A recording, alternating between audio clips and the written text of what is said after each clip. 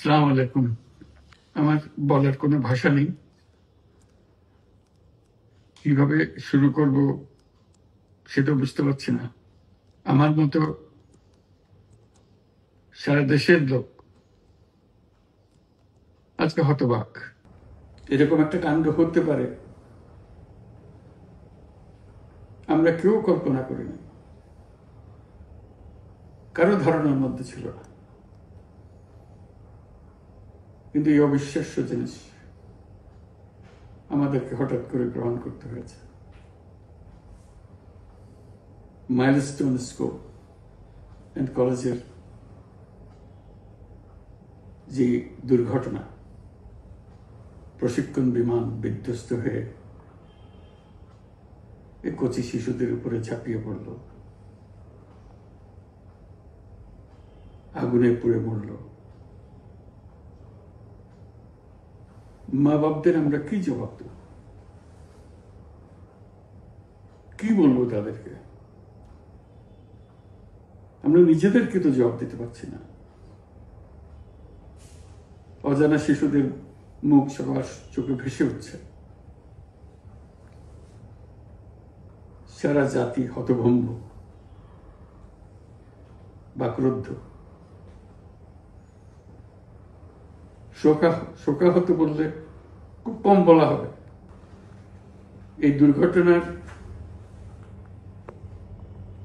রেশ এখনো কাটেনি। এখনো লাশ আসছে হাসপাতালে,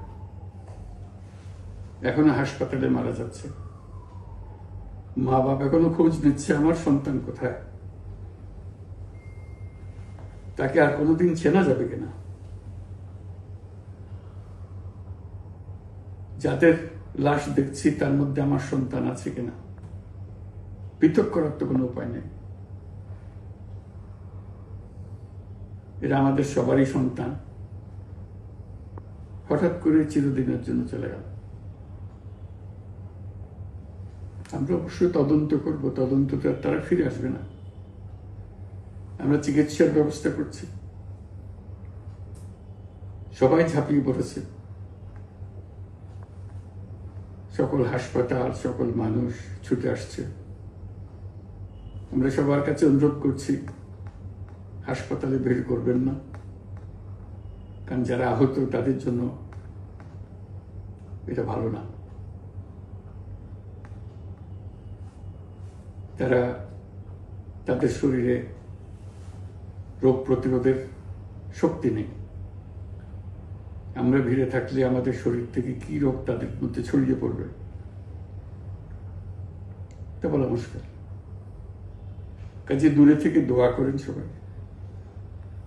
আমরা বাবা মা আত্মীয় স্বজন সবার কাছে আমাদের সহানুভূতি জানাচ্ছি। বাংলাদেশের যত সন্তান আছে সবাই আপনাদের সন্তান। আমরা নিজেদের মনকে সান্ত্বনা দেওয়ার চেষ্টা করুন। আমরা সবাই নিজেদের মনে সান্ত্বনা দিচ্ছি, কিন্তু আপনাদের সান্ত্বনা বিরাট ব্যাপার। আমরা সবাই আপনাদের সঙ্গে আছি, জাতির সমস্ত লোক আপনাদের সঙ্গে আছে। আমরা তাদের জন্য শোক দিবস ঘোষণা করেছি। আগামীকাল শোক দিবস। আমরা সবাই মিলে তাদের কথা স্মরণ করব, তাদের আত্মার শান্তি কামনা করব। আজকে থেকে সবাই তাদের আত্মার জন্য, তাদের রুহের জন্য